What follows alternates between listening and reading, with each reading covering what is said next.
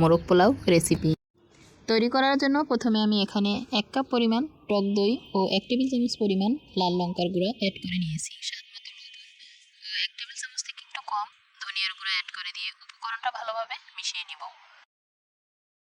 আগে থেকে একটা মুরগি কাটিং করে পরিষ্কার পানি দিয়ে ক্লিন করে পানিটা ঝরিয়ে নিয়েছি। এবার মশলার উপকরণটা ভালোভাবে মিশিয়ে নিয়ে মাংসের গায়ে ম্যারিনেশন করে নিব। সমস্ত মাংসের গায়ে মশলাটা ভালোভাবে মেখে নিয়ে 10 থেকে 15 মিনিটের জন্য রেস্টে রেখে দিয়ে বাকি সব উপকরণগুলো তৈরি করে নিব।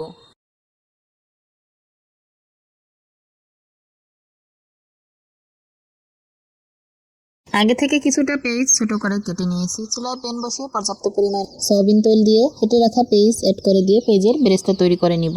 চুলার আঁচ হালকা টু মিডিয়াম আঁচে রেখে। আপনি চাইলে এই পেঁয়াজের বেরেস্তা আগেও তৈরি করে রেখে দিতে পারেন, তবে আপনার রান্নাটা আরও বেশি সহজ হবে।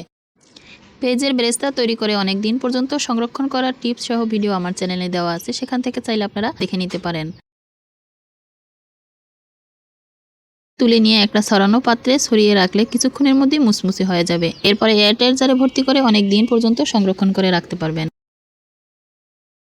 ভেজে রাখা প্যানে কয়েক টুকরা দারচিনি ও 4 থেকে 5টা এলাচ মুখ ফাটিয়ে নিয়ে হালকা আছে একটু ভেজে নিয়েছি। এতে করে সুন্দর একটা ঘ্রাণ মাংসর গায়ে ছড়িয়ে যাবে। ম্যারিনেট করে রাখা মাংস তৈলের উপর দিয়ে হালকা আছে 1 পিঠ ভেজে নিয়ে উল্টিয়ে নিব। হালকা আছে একটু কালার করে ভেজে নিতে হবে, নয়তো বেশি শক্ত করে ভেজে নিলে মাংসটা খেতে খুব বেশি একটা ভালো লাগবে না। 1 পিঠ উল্টিয়ে নিয়ে অন্য পিঠ ভেজে নিতে হবে। অন্য পিঠ ভেজে নিয়ে এখানে 1 টেবিল চামচ পরিমাণ আদা ও 1 টেবিল চামচ পরিমাণ রসুন হালকা আছে একটু ভেজে নিয়েছি। এখানে কিছুটা কাজু বাদাম ও পেস্তা বাদাম কিছুক্ষণ পানিতে ভিজিয়ে রেখে পাটায় বেটে অ্যাড করে নিলাম। একটু হালকা আছে ভেজে নিলাম। এরপরে আগে থেকে যে পাত্রে মাংস ম্যারিনেশন করেছিলাম ওই পাত্রের গায়ে লেগে থাকা মশলার সাথে প্রায় 1.5 কাপ পরিমাণ পানি অ্যাড করে দিয়ে এখানে অ্যাড করে দিলাম পেঁয়াজের বেরেস্তা অ্যাড করে দিলাম। এরপরে উল্টিয়ে পাল্টিয়ে মাংসটা একটু নাড়াচাড়া করে নিলাম। এখানে জয়ফল, জয়ত্রী, জিরা, গরম মশলা একই সাথে ভেজে গুঁড়ো করে নিয়েছি। এই মশলাটা অবশ্যই দেওয়ার চেষ্টা করবেন। এরপরে কয়েক টুকরা কাঁচামরিচ ও কেওড়ার জল ও গোলাপ জল অ্যাড করে দিলাম। এবার মশলার সাথে যে পানির পরিমাণটা আছে এভাবে কিছুক্ষণ পর পর উল্টিয়ে পাল্টিয়ে নিয়ে মাংসটা সেদ্ধ হয়ে যাবে আর মশলাটাও কষানো হবে পারফেক্টভাবে। প্রথমেই আমি বলেছি ঘরে থাকা মশলা ও খুব সহজে ঝামেলা ছাড়া রেসিপিটা তৈরি করে নিতে পারবেন। এখন কিছুটা কেওড়ার জল ও গোলাপ জল অ্যাড করে দিলাম। এখানে 1 প্যাকেট গুঁড়া দুধ সম্পূর্ণটাই এখানে অ্যাড করে দিব। আপনি চাইলে এই গুঁড়া দুধের পরিমাণটা 1.5 টেবিল চামচ পরিমাণ অ্যাড করে নিতে পারেন। এবার সমস্ত উপকরণের সাথে ভালোভাবে মিশিয়ে নিব। পানিটা এক পর্যায়ে দেখা যাবে শুকিয়ে আসবে আর মশলা থেকে তৈল উপরে ভেসে উঠবে, তখনই চুলা থেকে নামিয়ে নিতে পারেন।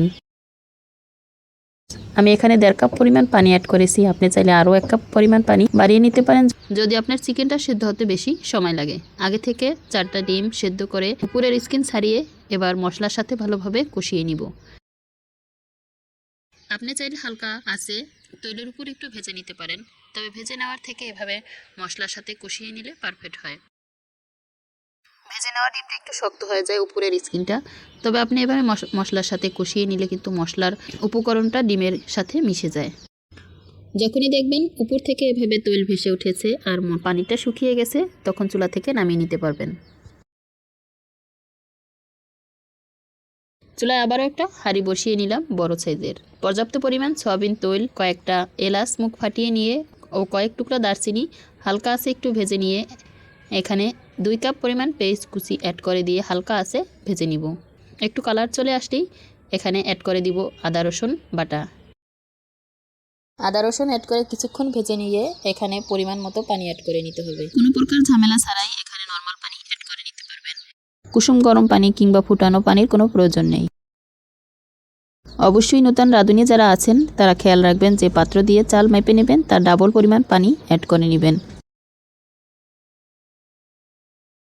স্বাদ মতো লবণ অ্যাড করে দিয়ে কেওড়ার জল ও গোলাপ জল অ্যাড করে দিব।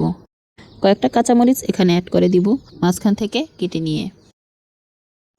অপেক্ষা করব হালকা কুসুম গরম হওয়া আগ মুহূর্ত পর্যন্ত। হালকা কুসুম গরম হলে এখানে 1 প্যাকেট গুঁড়া দুধ অ্যাড করে দিব। অবশ্যই গুঁড়া দুধটা হালকা কুসুম গরম পানিতে অ্যাড করে দিবেন। নয়তো দলা পেকে থাকবে। 1 প্যাকেট গুঁড়া দুধ অ্যাড করে দিয়ে নাড়াচাড়া করে উপকরণের সাথে ভালোভাবে মিশিয়ে নিলাম, যাতে দলা পেকে না থাকে।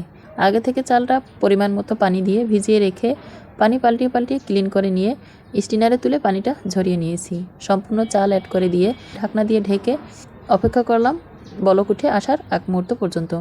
বলক উঠে আসলে একটু নাড়াচাড়া করে নিয়ে আবারও ঢাকনা দিয়ে ঢেকে পানিটা শুকিয়ে আসলে এক পর্যায়ে আমি এখান থেকে কিছুটা তুলে নিয়েছি। এবার উপরে ছড়িয়ে দিব। যে যেখান থেকে আমার আজকে রেসিপি দেখছেন, আপনি যদি আমার চ্যানেলে আজ নতুন হয়ে থাকেন তবে চ্যানেলটা সাবস্ক্রাইব করে বেল আইকন অন করে রাখতে পারেন। এতে করে নিত্য নতুন ভিডিও সবার আগে আপনার কাছে পৌঁছে যেতে সাহায্য করবে। একটা লাইক ও কমেন্ট করে আপনার মূল্যবান মতামত জানিয়ে দিতে পারেন।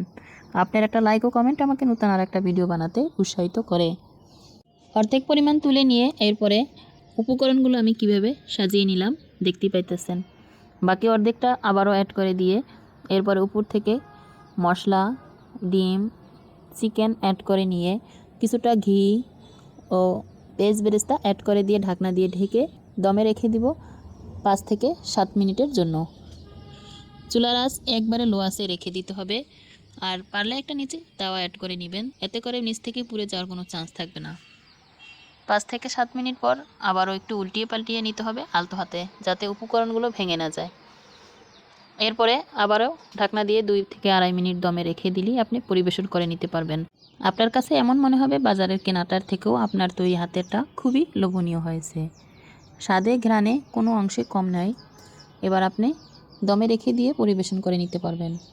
এর থেকে সহজ রেসিপি হয় না, একবার নতুনরাও এটা তৈরি করে নিতে পারবেন।